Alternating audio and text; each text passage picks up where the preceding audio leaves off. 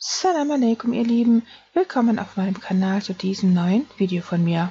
Heute kochen wir ein ganz einfaches, sehr schnell zuzubereitendes Gericht, inshallah.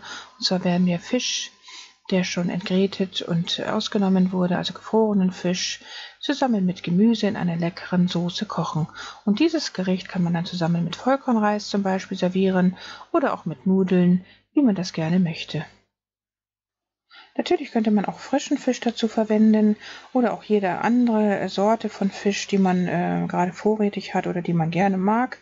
Ich habe jetzt hier den günstigsten gefrorenen Fisch vom Supermarkt verwendet, weil ich immer gerne ökonomisch hauswirtschafte, und habe jetzt hier gefrorenes Gemüse auch verwendet, aber man könnte auch jede andere Sorte von Gemüse dazu verwenden, die man vorrätig hat oder aus dem eigenen Garten, wie man das gerne möchte.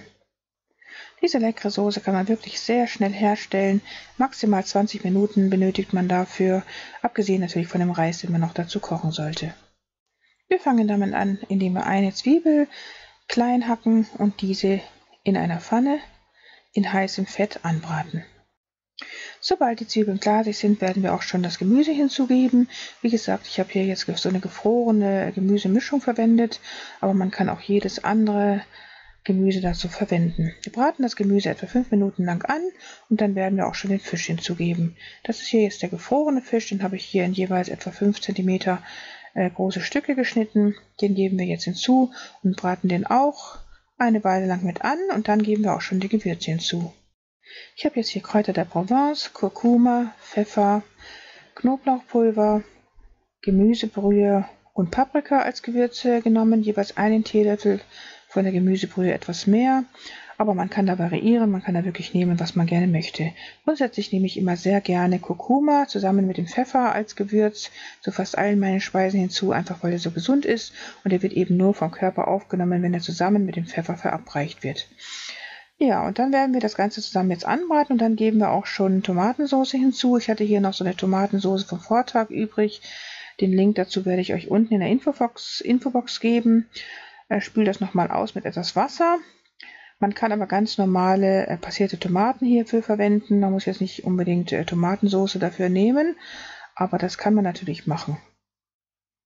Wenn man jedoch keine Tomatensauce vorrätig hat, sondern nur passierte Tomaten hinzugibt, dann sollte man bei den Gewürzen etwas mehr von der Gemüsebrühe und etwas Salz noch hinzugeben. Ich hatte halt jetzt nur Gemüsebrühe genommen, weil ich eben die Tomatensauce ja schon gewürzt hatte. Da war schon Salz und andere Gewürze drin, deshalb habe ich hier jetzt kein weiteres Salz hinzugefügt. Ja, und das war es dann theoretisch auch schon, und dann wird das Ganze einfach zugedeckt, auf kleiner Flamme köcheln gelassen, bis Gemüse und Fisch gar sind. Und das dauert nicht länger als 10 Minuten.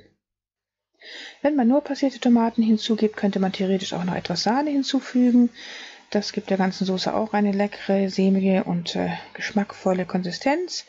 Denn in der Tomatensauce, die ich hinzugegeben hatte, war auch etwas Sahne enthalten. Das kann man also gerne machen, wenn man das möchte. Ja, und damit ist das Gericht theoretisch auch schon fertig, nach 10 Minuten, sobald eben Fisch und Gemüse gar sind. Und man könnte das Ganze jetzt mit Vollkornreis, wie wir das hier getan haben, zusammen servieren. Sehr leckeres, ein wirklich sehr geschmackvolles, leckeres Gericht, das wie ihr gesehen habt, wirklich sehr schnell zuzubereiten ist und wirklich einfach herzustellen ist. Denn wenn es mal schnell gehen soll, dann kann man dieses Gericht in 10 bis 20 Minuten herstellen, sofern man den Reis schon vorgekocht hat, entweder vom Vortag noch übrig hat oder auch gefroren hat. Also ich mache das ja oft so, dass ich den Vollkornreis immer in großen Mengen vorkoche und dann portionsweise einfriere, einfach damit ich den immer schon vorrätig habe, wenn es mal schnell gehen soll. Denn bei dem Vollkornreis ist es ja so, dass man den wirklich 24 Stunden vorher immer einweichen soll, damit er wirklich alles von seiner Phytinsäure verliert. Und deshalb ist das immer ein großer Aufwand, für mich jedenfalls, diesen Vollkornreis zuzubereiten. Und das ist der Grund, warum ich ihn immer im großen Vorrat vorkoche und ihn dann portionsweise einfriere.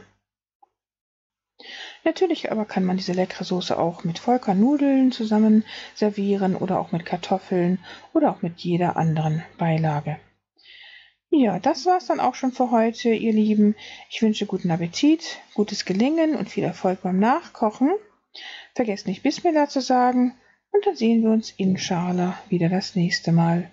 Liebste Grüße, Salam alaikum. Eure Mariam.